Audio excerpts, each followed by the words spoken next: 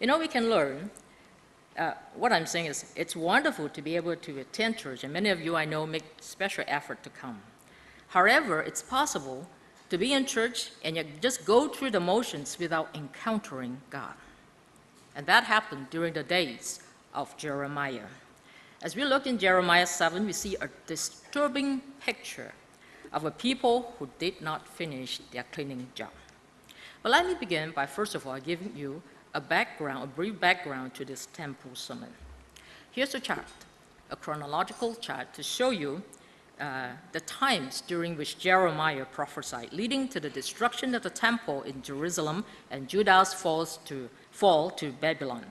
It was a time of the divided kingdom where the 10 tribes have separated themselves to form Israel in the north, and 2 tribes formed the southern kingdom of Judah. And in this sermon, Jeremiah was addressing those in the southern kingdom of Judah.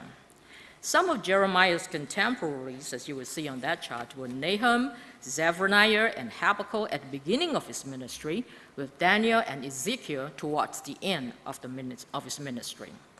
Now, this morning, I want to focus your attention on the events leading to the temple sermon, and a lot of that happened when Josiah was king of Judah from 640 to 609 BC. The first date, that I want to show you is 627 BC. That's when Josiah led a public revival. Last week, Pastor Trim has been preaching about how the people have gone astray. They have been worshiping a lot of idols, and when Josiah came along, he was leading this revival, hoping to restore God's blessing and to avoid his judgment for the people's idolatrous acts. Josiah purged the nation of pagan worship sites, carved idols, and cast images. Then a year later, 626 BC, that's when Jeremiah was called. 626, that's when Jeremiah came in.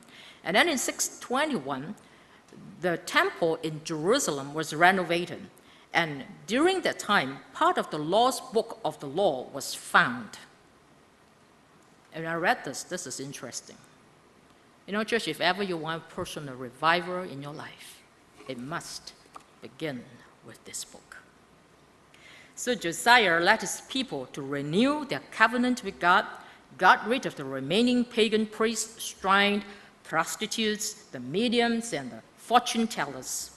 He also centralized worship at the temple and reinstated the Passover.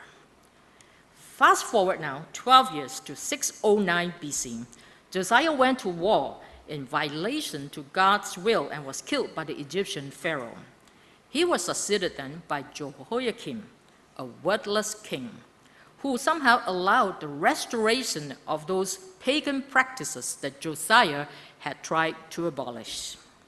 And it was during the first year of King Jehoiakim's reign that Jeremiah preached today's text. And after Josiah passed on, the people's reforms and pledges made during his reign appeared, in fact, proved to be just superficial, as you are about to hear in this temple sermon. Now, the occasion of the temple sermon was most likely at the beginning of one of the Jewish festivals, when great crowds of people will be gathering into the temple courts for worship. The occasion here is significant because some 110 years ago, the northern kingdom of Israel had fallen to the Assyrians.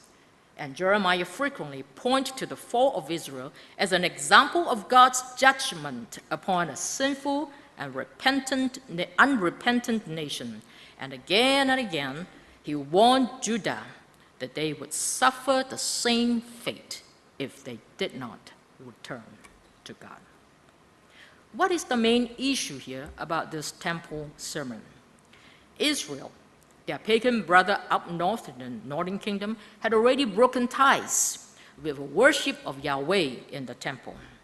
The result, or at least in the minds of the people of Judah, down south, God destroyed Israel up north through the invasion of the Assyrians.